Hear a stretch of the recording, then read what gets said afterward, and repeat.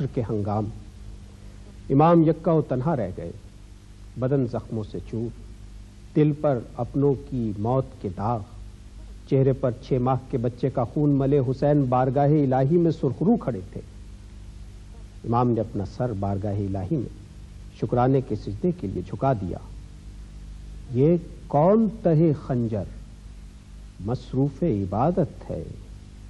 سر بھی جسے دینا ہے، سجدے کی بھی فرصت ہے۔ قافلہ حسینی میں حضرت علی کرم اللہ وجہہ کی بیٹیاں حضرت زینب و حضرت ام کلثوم علیہ السلام بھی شامل تھیں۔ انہی مخدرات عصمت نے کربلا کے واقعے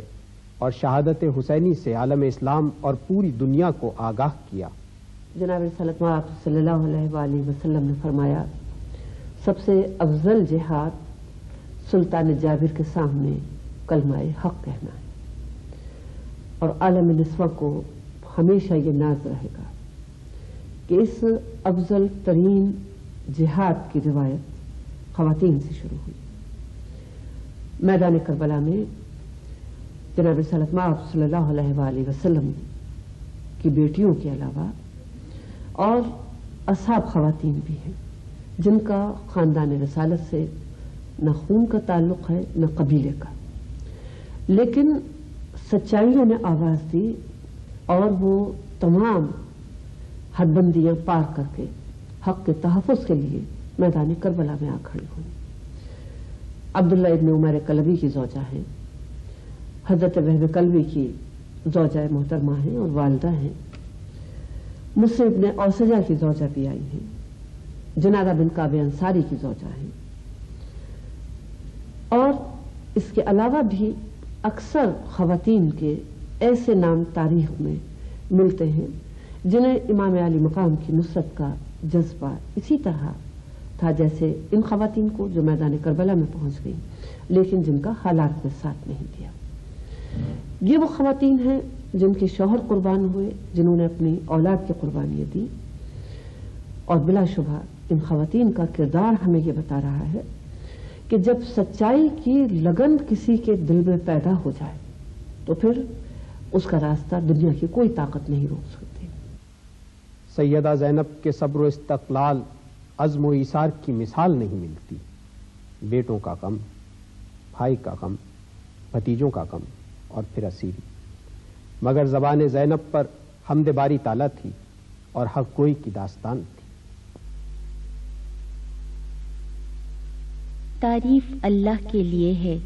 جو ساری کائنات کا پروردگار ہے، اور درود و سلام رسول اور اہل بیت رسول پر۔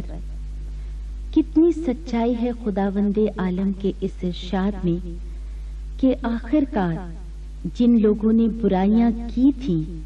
ان کا انجام بھی بہت برا ہوا، اس لیے کہ انہوں نے اللہ کی نشانیوں کو جھٹلایا تھا اور وہ ان کی ہنسی اڑاتے تھے۔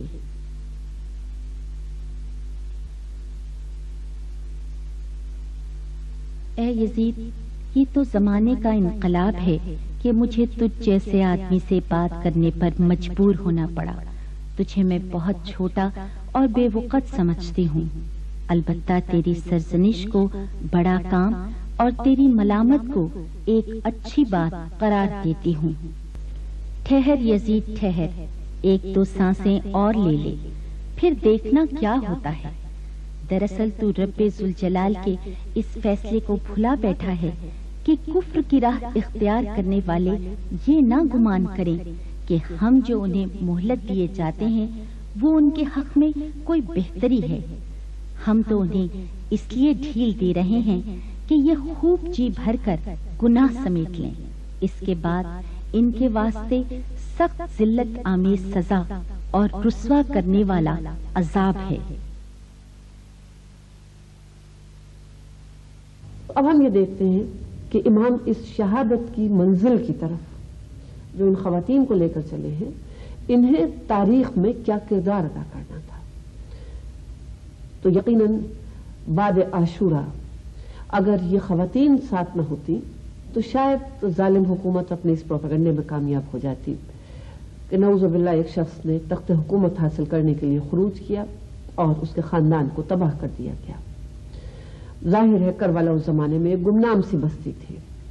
زبانیں بھی دشمنوں کے پاس تھیں، نیزے بھی انہی کے پاس تھے، پروپیگنڈے کے سارے ہتھیار بھی انہی کے پاس تھے، منبر اور مسجدیں بھی انہی لوگوں کے پاس تھیں جنہوں نے خون حسین بہایا تھا۔ اب اس سچ کو زندہ رکھنے کے لیے، اس خون کا تحفظ کرنے کے لیے جو کربلا کی ریتی میں بہایا گیا، ایک ایسے گروہ کی ضرورت تھی جو اس خون کے پیغام کو عالم انسانیت کو پہنچا دے۔ ہر شہادت کے دو پہلو ہوتے ہیں، ایک جان کی قربانی اور ایک پیغام رسانی کی منزل۔ تو ہم یہ دیکھتے ہیں کہ اس شہادت عظمیٰ میں بھی جان کی قربانی کا فریضہ اگر امام علی مقام نے انجام دیا تو اس خون کے پیغام کو مشتہر کرنا یہ اہل بیت اطہار کا، ان خواتین کا کام تھا جنہوں نے بے ردائی کی اذیتیں سہی، جو قید و بند میں رکھی گئی،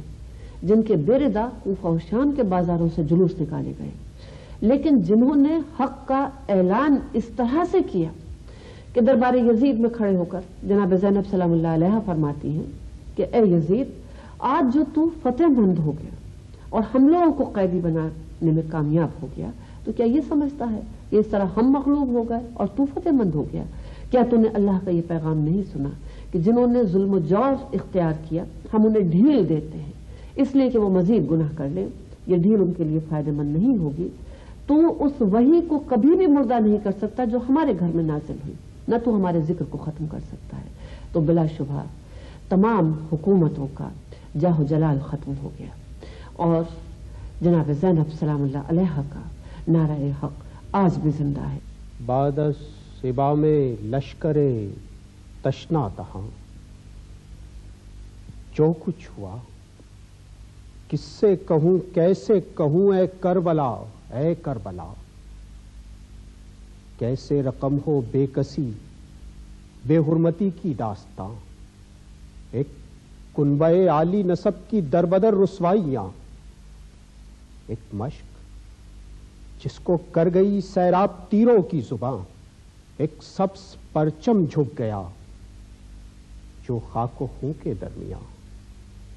ایک آہ جو سینے سے نکلی اور فضا میں کھو گئی، ایک روشنی جو دن کی ڈھلتی ساعتوں میں سو گئی، وہ دودھ مانے حیدری کی آل پیغمبر کی لاش، وہ آیتوں کی گود میں سوئے علی اکبر کی لاش، وہ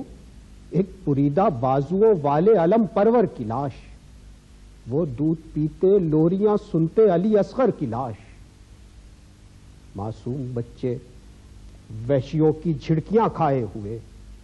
اون و محمد چھوٹے چھوٹے ہاتھ پھیلائے ہوئے، سجاد سے زینب کا یہ کہنا کہ مولا جاگیے، غفلت سے آنکھیں کھولیے، لٹتا ہے کنبہ جاگیے، اٹھتے ہیں شعلے دیکھیے، جلتا ہے خیمہ جاگیے، اے باقی ذریت یاسین و طٰہٰ جاگیے، سارے محافظ سو رہے،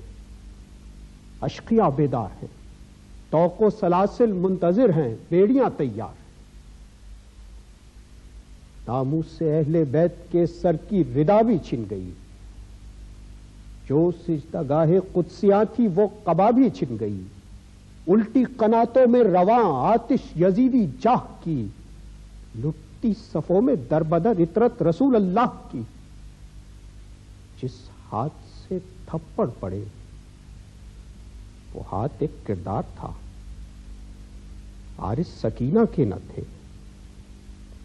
تاریخ کا رخسار تھا، تردید کی تکرار میں حق کی صدا بڑھتی گئی، جبر و تشدد میں نوائے بے نوا بڑھتی گئی، جتنا شعار محتسب دشوار تر ہوتا گیا اتنا ہی ذکر خون ناحق مشتہر ہوتا گیا۔